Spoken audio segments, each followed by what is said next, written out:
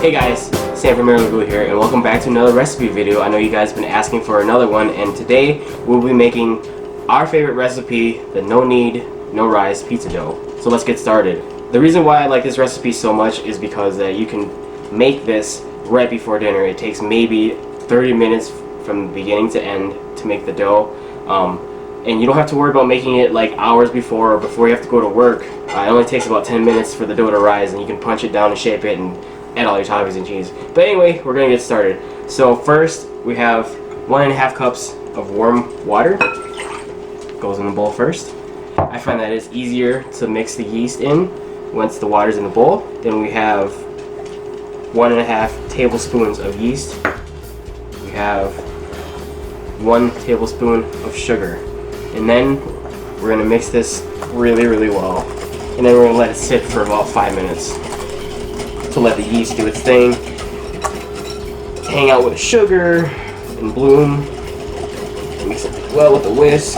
Alright, now that the yeast has bloomed and the sugar and the water has done its magic, we're going to add the rest of the ingredients. So we're going to add 1.5 teaspoons of salt, 2 tablespoons of olive oil, 2 tablespoons of honey. And I have a tip for you guys: if you spray your measuring utensil or whatever with cooking spray, this will come out no problem really easily. See, it just slides right out, and you should be able to get just about all of it. I'll grab a spoon here. And then for an added bonus, I add a little bit of Parmesan cheese, I think about 2 tablespoons, and about 2 tablespoons of Italian seasoning. And then I'm going to whisk that together really well. That's where I add my dry ingredients. So this dough will taste like garlic bread, so that's a little twist on this recipe that I gave it. Now that all the other ingredients are mixed together, we have 4 cups of AP flour, and we're going to add 1 cup at a time until it forms a dough ball. So I usually start off with a whisk just to get the clumps out to begin with. Alright, and add another cup. Still using the whisk. Now this is when it starts to get really sticky, so you might want to switch to a spoon in a minute here.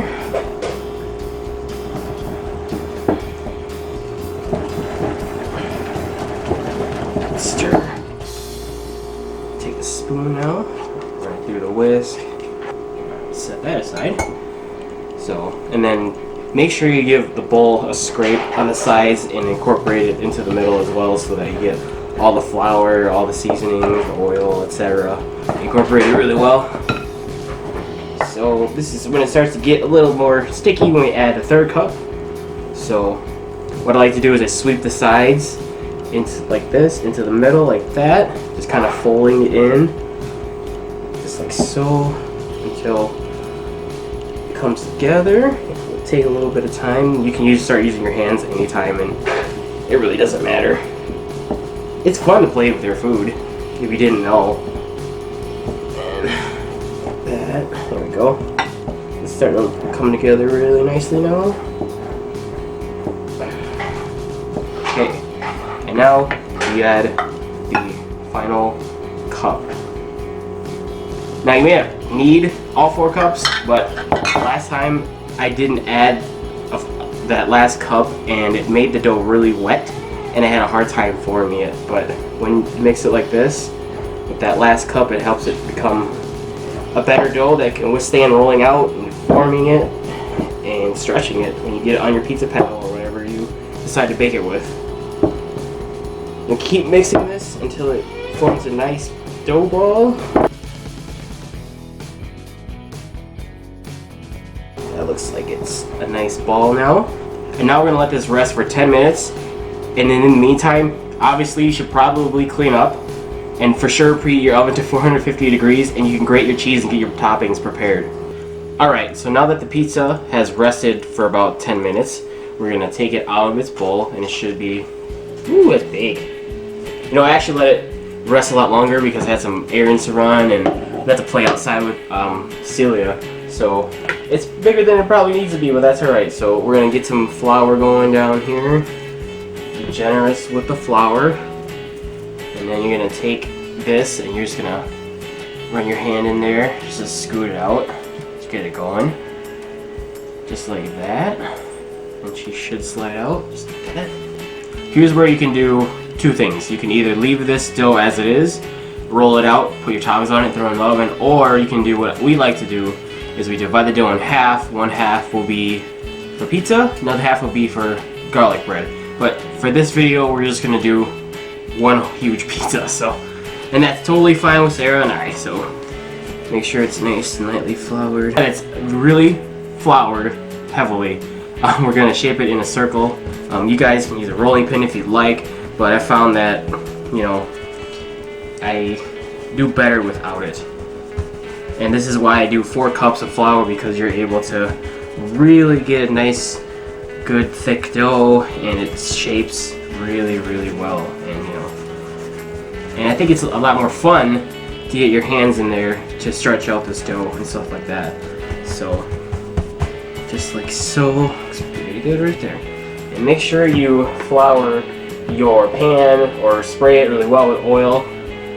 If you're using a pizza stone, make sure that you preheat your oven, let it sit for about half an hour before you stick it in there, so make sure the stone is nice and hot and ready to get the pizza in there. So we're going to transfer this now, just fold like so, gently take it, put it on the paddle.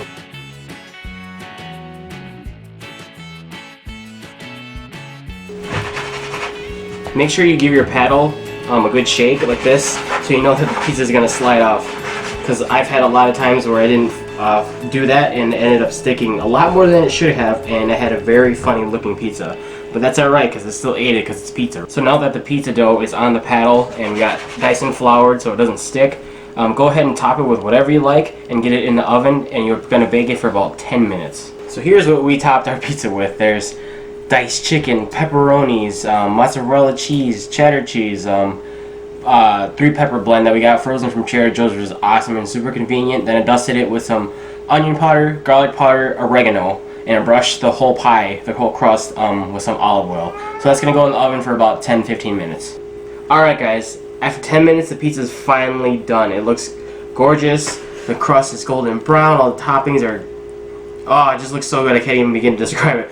But I set the timer for about 5 minutes, then I spun it around so that, you know, all of it can brown evenly, all the toppings can, you know, melt together with the sauce evenly. It just looks great, and the crust looks even better. So give this pizza crust a try next time you guys decide to make pizza at home. I highly recommend this recipe. We've saved, I don't know, countless amounts of money just by making pizza at home, and I suggest that you guys do the same too. So thank you again for watching, guys. Don't forget to like, comment, subscribe, and let me know if you guys have ever tried this recipe down in the comments. See you guys next time. Bye.